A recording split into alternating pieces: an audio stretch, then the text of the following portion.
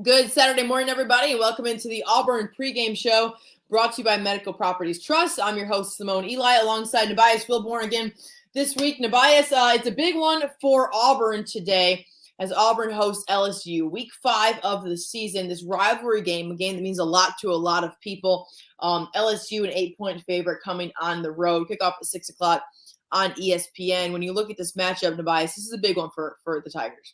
Yeah, it is a big one. I mean, I don't know if it should be as big of a game it is, but at this point, as head coach Brian Harsin says, every game's a must win. So that's where we are. That's what it is. Yeah, it's going to be interesting to see how Auburn, in spite of a win last week, kind of needs to bounce back a little bit. Offense struggled against against Missouri. They only had 14 points in the entire game. Yep. Only scored in the first quarter, didn't score again until overtime. So, yeah, it'd be a nice night to get the Tigers of Auburn kind of rolling. Yes, if there was ever a game that felt a win that felt like a loss. Now, a win is a win in the SEC. It was last week in that crazy debacle of a game on the Plains against Missouri. Auburn does get it done, but this is a big one. This is Auburn's 5th straight game at home to open the season, and one that the Tigers really, really need with the tough stretch that's coming ahead, obviously going on the road to Georgia next. We'll get to more of that in just a moment. Let's talk about Brian Harsin. We can't get away from it. The drama still continues. And it definitely ramped up, if you will, this week a little bit when former Alabama quarterback A.J. McCarron chimed in on Brian Harsin. Nubyjas, break down exactly what happened here and how this plays a role in Harsin moving forward. Well, it was kind of interesting. So A.J. went on to a podcast on The Ringer. It said that Brian Harsin had been informed that he will be terminated at the end of the year, regardless of what happens. And, I mean, listen, I think most people have speculated that this marriage between Harsin and Auburn isn't working. However, according to people I've spoken to, he hasn't been told that. And quite honestly, what about Brian Harsin, based upon everything you've seen, would tell you that he'd be the type of coach, considering everything that happened in February, you'd be able to tell, hey, man, there's nothing you can do to keep your job, but, keep working for a few weeks. Oh, and then, by the way, if you lose bad, we might fire you anyway. Yeah, no, there's no way. This guy's way too headstrong to sit here, to be knowing that he's just a lying duck, that he's eventually going to get fired without an opportunity to prove himself on the Plains. He also posted a social media post, the Man in the Arena poem, if you will. And again, this is always something that people kind of put out when they know there's a lot of eyes on them and a lot of critical eyes on them in a bias. That is kind of interesting. Shout out to Teddy Roosevelt, who knew he would know that he'd be in arenas and places all over, with those words from way back in the day. Shout out to the old general, I guess. But no, I mean, it is. I can't imagine how difficult it is to know or to hear that your job is in jeopardy. And again, this does go back to the inquiry in February. I mean, if you really look at this Auburn ball club, ever since Tank, really, not even that. I was going to say Tank Bigsby going out of bounds. But remember, they were 6-2 after beating a good Ole Miss team. Yeah. And ever since then, not a lot's gone their way. If you go back to that Iron Bowl, probably should have won that game. Maybe 1 yard away or a couple bad decisions away from winning that game. Maybe if you win an Iron Bowl, maybe the February inquiry doesn't happen. If the February inquiry doesn't happen, maybe him and Alan Green are still with a job. You know what I'm saying? The former athletic director, Alan Green, is still with a job. None of that happens. It's had an impact on recruiting. It's had an impact on the roster. And this is where we lay today, where Auburn, despite being 3-1, people are speculating that the coach might get fired if they lose the ball game. No doubt about it. And it seems like every single week it's something different. But like you said, Auburn is just a few plays away from being a completely different program right now, whether it be in the Iron Bowl, whether it be a couple situations last year. It could be a totally different situation for Brian Harsin. If you're just tuning in, this is the Auburn pregame show brought to you by Medical Properties Trust. LSU on the Plains today in what, if you will, is probably the third rivalry game for Auburn outside of Georgia, Alabama. I mean, this is a game that means a lot to a lot of people year in, year out. Auburn's 5th game at home to open the season. When you look at this LSU program, Nubyjas, I don't think anyone really knew what to expect when they played on that Sunday in the first week of college football, but it seems like LSU is getting something going in the right direction right now. Well, yeah, first of all, the quarterback, Jaden Daniels, has become a very solid mobile threat, a guy who can move the pocket with his legs, a guy can go out and get a first down, a guy can also throw it pretty well, too. He's come out. The receivers have picked up with a bunch of their guys have really started to become good pass catchers. On defense, their front seven has become a very dominating unit. I mean, this is an offense that's scoring, nearly 40 points a game and not giving up a whole lot. They looked good against Mississippi State, who I think most people thought was going to be a good team. That defense was able to slow down Will Rogers. I'm pretty sure Auburn fans remember him from last year, that 28-3 defeat, right? Yeah. LSU kept that guy off the board a whole lot. And so if you look at LSU's win, they just beat New Mexico last week, 38-0, dominated them. This is a team that looks like it's on the rise under first-year head coach Brian Kelly. Yep, the team that can put some points on the board, something that Auburn has struggled to do at times. Part of that, of course, the quarterback situation. TJ Finley will not be playing against his former team today. When you look at what Robbie Ashford has brought to the table, it's been solid in moments. At moments, it's been questionable. In moments, it's had some Bo Nix-esque type of situations. But what do you expect from Robbie Ashford today and moving forward, Nubyjas? Well, really, it's more about what I expect from Auburn's offense. Like, maybe will they try something different? They've been using a lot of what's called 12 personnel with the 2 tight ends, trying to get the run going. But those tight ends haven't really blocked as well, considering what they need. So maybe you try to go a little bit more 11 personnel, spread it out a little bit with 3 or 4 wide receivers. You saw Corey Moore, oddly enough, the LSU transfer, kind of start to emerge. Amari Kelly starting to kind of emerge. Camden Brown, the young freshman. You still got Javaris Johnson. So, I mean, you got enough receivers, maybe kind of spread it out, try a little something different.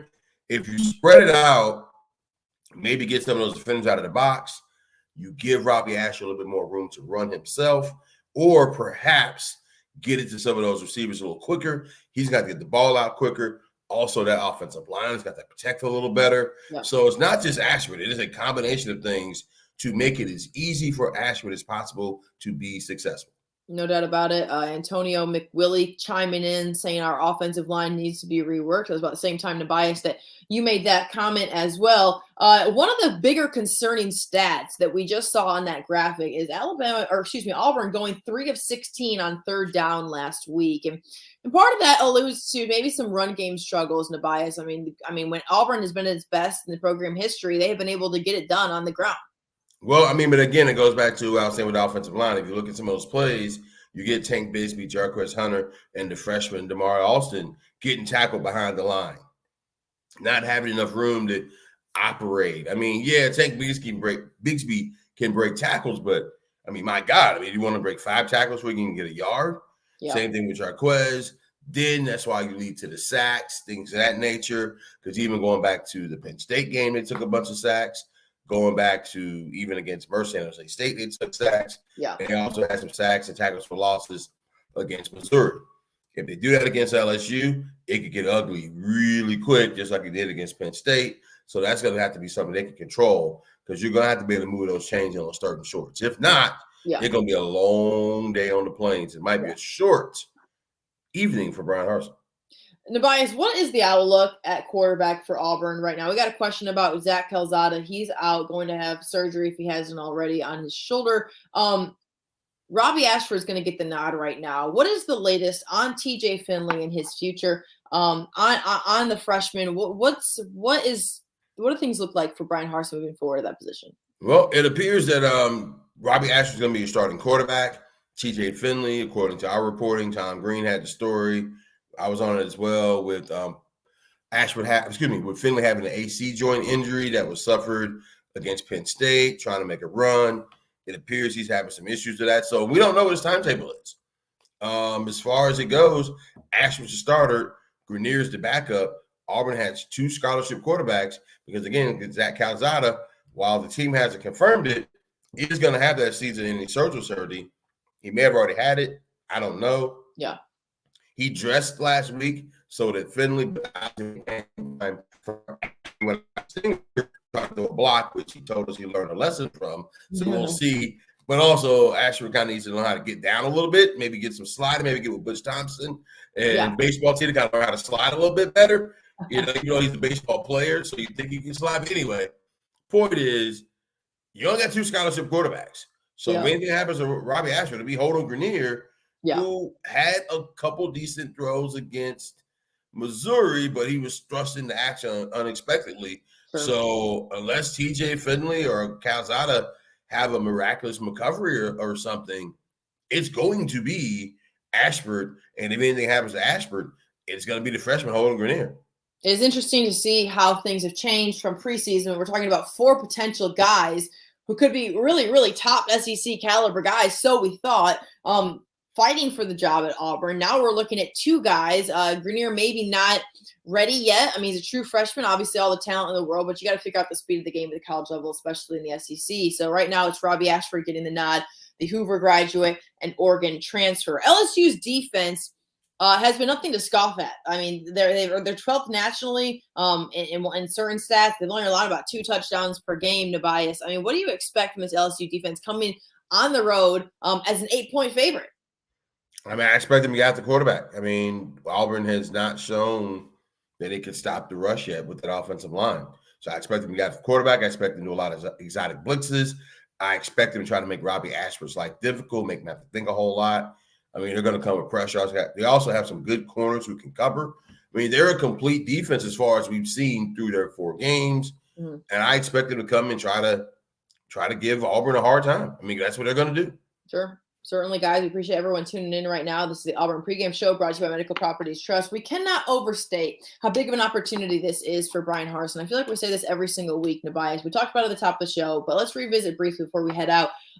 This is a game that the home team has been very, very successful in. 18 of 22 wins in this series have gone to the home team. I feel like there was a really, really long streak for the longest time. The advantage Auburn in this game to be at home and to be able to bring the atmosphere that they can on the Plains, and you'll be there this evening. Well, yeah, you would hope so, right? I mean, I'm assuming the Auburn fans are going to show up in mass, as they always tend to do. 6 o'clock game. By the way, it appears that East Alabama has really kind of been spared from the Hurricane Ian. And by the way, prayers to all the people down there in South Florida and Central Florida going through that. But it appears that East Alabama has been spared. They were expecting a lot of rain, but I don't think we're going to get that. It's going to be a nice, cool, early fall evening at 6 o'clock. And I would imagine some people may be a little bit warm inside. Finally. You know what I mean? A little hydrated, if you know what I mean. So I'm expecting a very rowdy, raucous crowd. And look, Jordan-Hare does have a little bit of magic to it sometimes. And perhaps Auburn can. I mean, on paper, look, there's a reason why Auburn's an underdog in this game. Okay? Because if you look at, remember how you posted those stats for LSU? Yeah. Auburn's offensive stats are more like LSU's defense is 12th. Auburn's is 12th from the bottom, okay, on offense. Just statistically. You got to call it what it is, okay?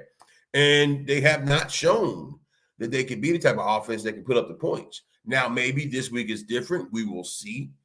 But until they show it, it's hard to put a lot into Auburn with this game. But these are the kind of games that if Bryan Harsin wants to remain, these are the kind of games he has to win.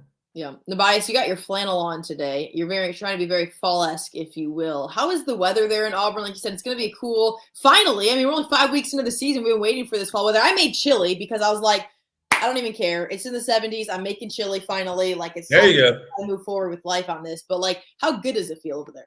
Oh, it's great. Nice little breeze. It's been sun's out. I mean, and they're expecting I don't think there's going to be a very little chance of rain.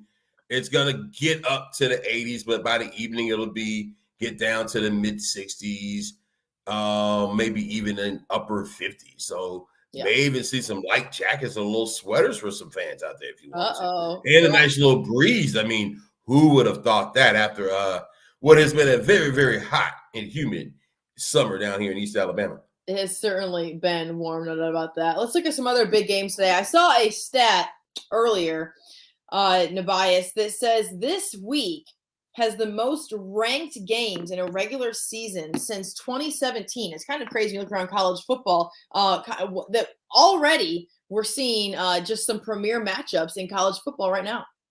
Yeah, I mean, but that's what it is, right? And that's what you want to see. I am very intrigued by that Ole Miss Kentucky game, right? Mm-hmm.